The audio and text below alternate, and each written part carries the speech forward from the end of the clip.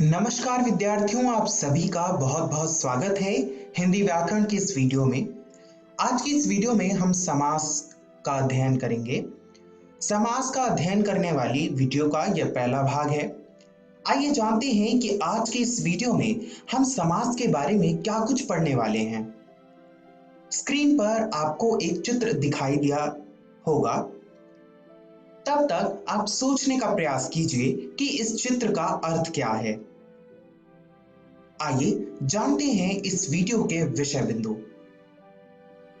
आज की इस वीडियो में हम सबसे पहले समास का अर्थ जानेंगे कि समास कहते किसे हैं।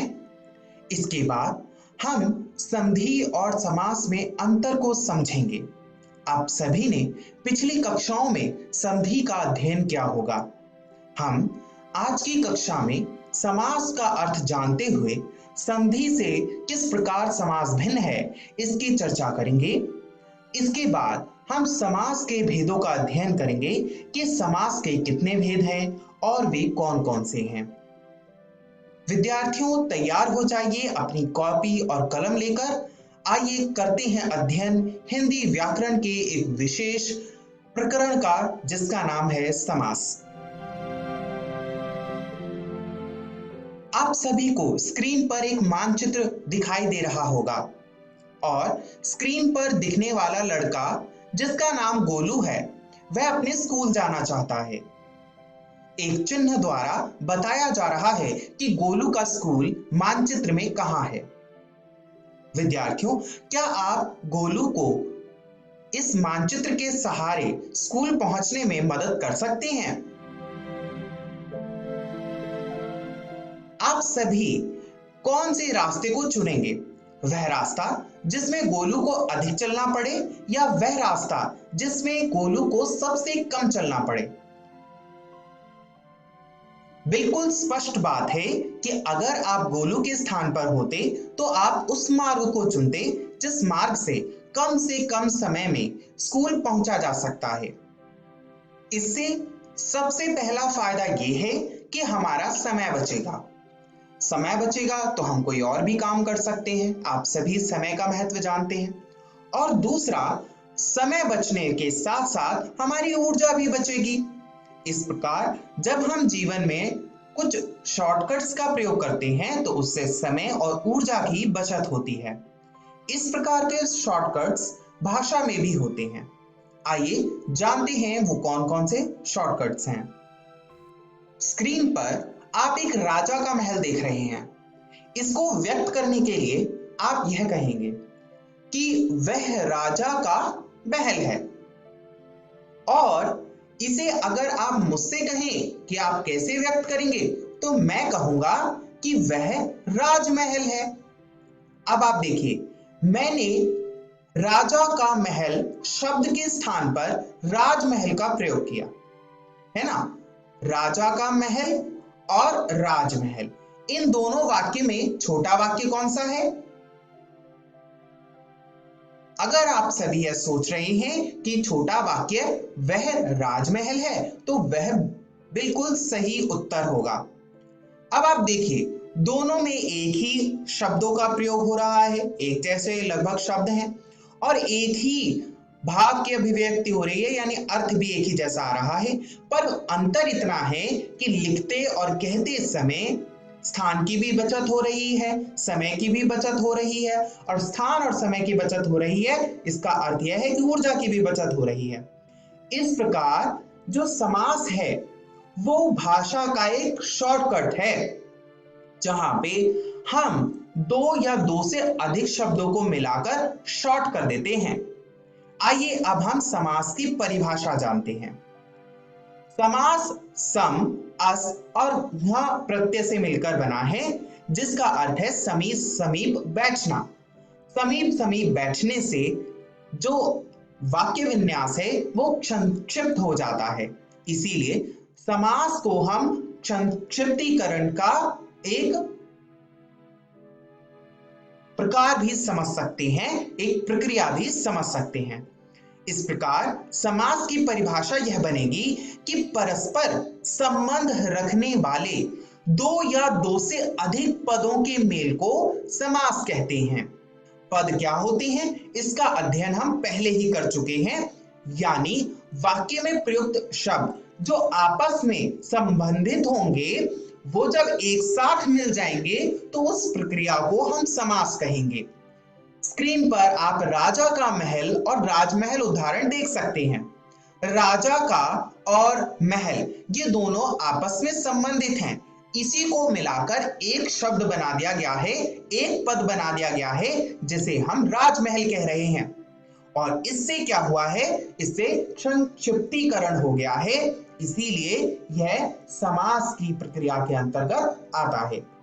आइए अब हम जानते हैं कि समास और संधि में क्या अंतर होता है।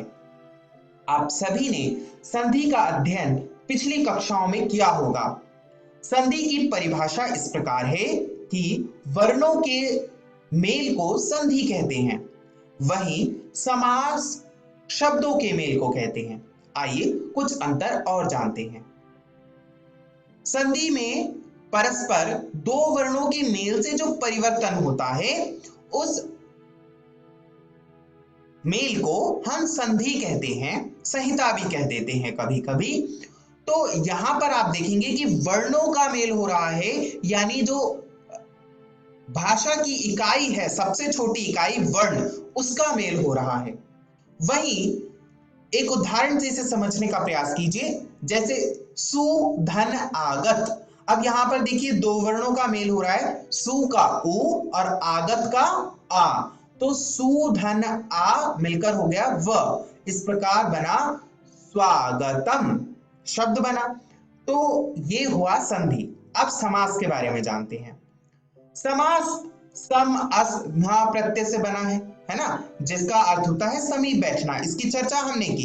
तो यहां पर शब्दों को एक साथ बिठाया जाता है, दो शब्दों का मेल होता है, दो शब्दों के मेल से नया पद बनता है, इसीलिए इसे समास कह देते हैं। उदाहरण देखिए, जैसे अभी हमने राजा का पुत्र देखा, राजपुत्र हो गया। तो राजा का पुत्र जो है वो दो अलग अलग शब्द हैं और विस्तृत भी हैं, पर इनको संक्षिप्त करके हमने कर दिया राजपुत्र। तो इस प्रकार हमने क्या कर लिया, एक शॉर्टकट प्रयोग कर लिया, और शब्दों के शॉर्टकट को हम कहेंगे समास और वर्णों के शॉर्टकट्स को हम कहेंगे संधि। यही एक जो बड़ा अंतर है वो संधि और समास में है। आइए अब हम जानते हैं समास की शब्दावली।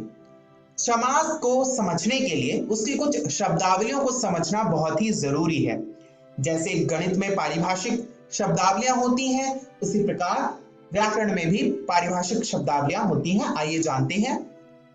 सबसे पहला है पूर्व पद। पूर्व पद समास जब होता है तो उसमें जो सबसे पहला पद होता है, यानी जो सबसे सामने पद होता है उल्टे हाथ की तरफ, उसे पूर्व पद कहते हैं। और जो सीधे हाथ की तरफ दूसरा पद होता है, दूसरा शब्द होता है, उसे कहते हैं उत्तर पद। पहले वाले को पूर्व पद और दूसरे वाले को उत्तर पद। ठीक है, अब आइए आगे समझते हैं। अब है समस्त पद। समस्त का मतलब होता है कंबाइंड टोटल। तो यानी जब इन दोनों पूर्व पद और उत्तर पद को मिला दिया जाता है और इनसे जो नया शब्द बनता है उसे हम समस्त पद कहते हैं। अब जब मिलाया जा सकता है तो अलग भी किया जा सकता होगा, तो इस अलग करने की प्रक्रिया को विग्रह कहते हैं। यानी दो पदों को जब मिलाया तो समस्त पद बन गया, और जब उन्हीं दोनों पदों को, उन्हीं दोनों शब्दों को अलग अलग कर दिया गया तो वह विग्रह हो गया।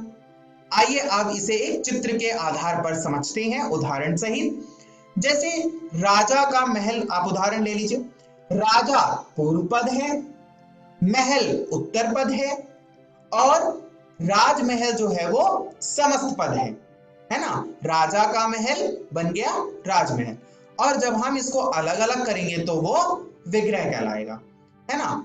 आइए अब हम जानते हैं कि समास के कितने भेद होते हैं।